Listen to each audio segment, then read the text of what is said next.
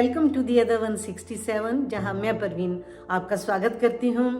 Passion week में हम यीशु के धरती पर बिताए आखिरी कुछ दिनों को उनके साथ जी रहे हैं। यूं तो यीशु आसपास के लोगों को अपने आने वाली शहीदी मौत के बारे में बता रहे थे, पर ऐसा महसूस होता है कि लोग उन्हें समझ नहीं पा रहे थे। पर एक खूबसूरत प्यारा सा इंसिडेंट है जो दिखाता है कि कम से कम एक डिवोटी, एक भक्त ऐसी थी जो यीशु के दिल के दर्द को, उनके पेन एग्नी को समझ रही थी। Gospel according to saint John chapter 12 verses 1 to 8, यूहन्ना 12 1 से 8 वर्ष। यीशु और उनके चेले बैठे हैं उनके दोस्त लाजर के घर। ये वही लाजर है जिसे उन्होंने अभी कुछ दिन पहले जिंदा किया था। लाजर की बहन मार्था हमेशा की तरह भोजन परोसने की तैयारी में थी और उसकी बहन मरियम हमेशा की तरह उनके चरणों में आके बैठ गई। लेकिन आज वो कुछ नया करने वाली थी। उसने आधा सेर, बहुत ही महंगा जटामासी का इत्र लिया और यीशु के पैरों पर उंडेल दिया। और उसकी भक्ति की, डिवोशन की महानता तो देखिए कि वो अपने खूबसूरत बालों से झुककर उन्हें पोंछने लगी। जूइश कल्चर में औरत के बालों को उसका ऑनर माना जाता है।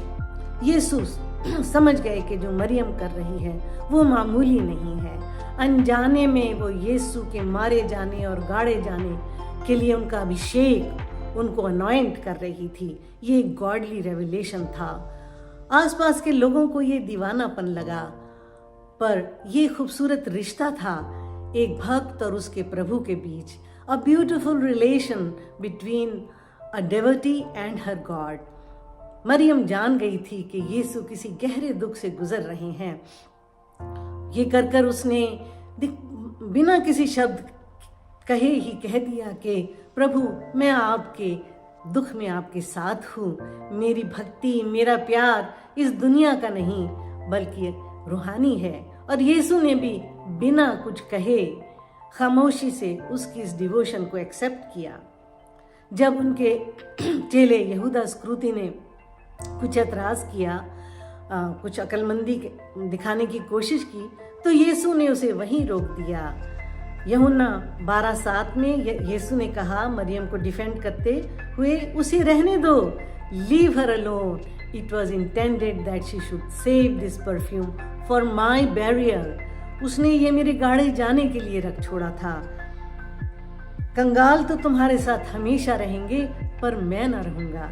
एक बार फिर उन्होंने बताया और एक बार फिर कोई समझ नहीं पाया।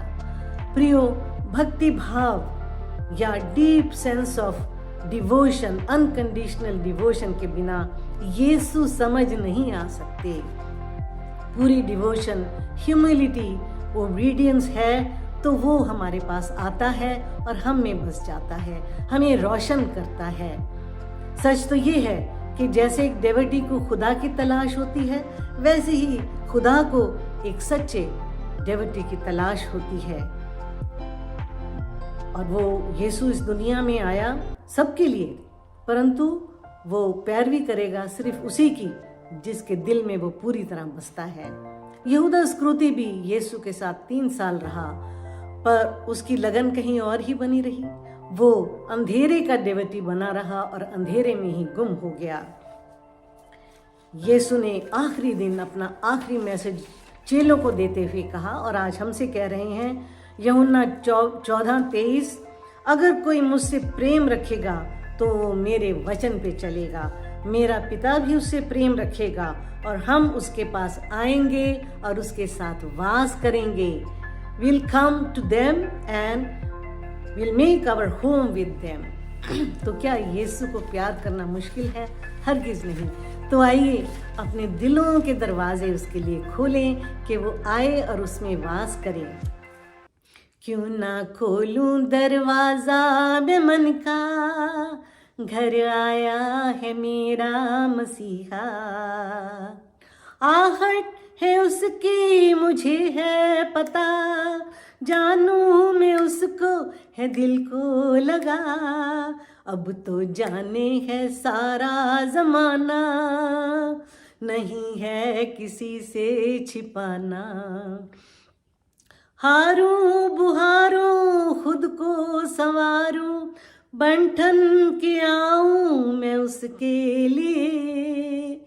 एक भक्त होते हुए आप अपने दिल को ऐसे तैयार करिए, बिना कुछ कहे सब पता है, रोशन ये दिल अब हुआ है।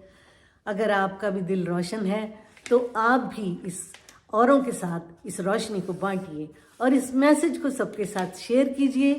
Like and subscribe to. Amen and God bless you.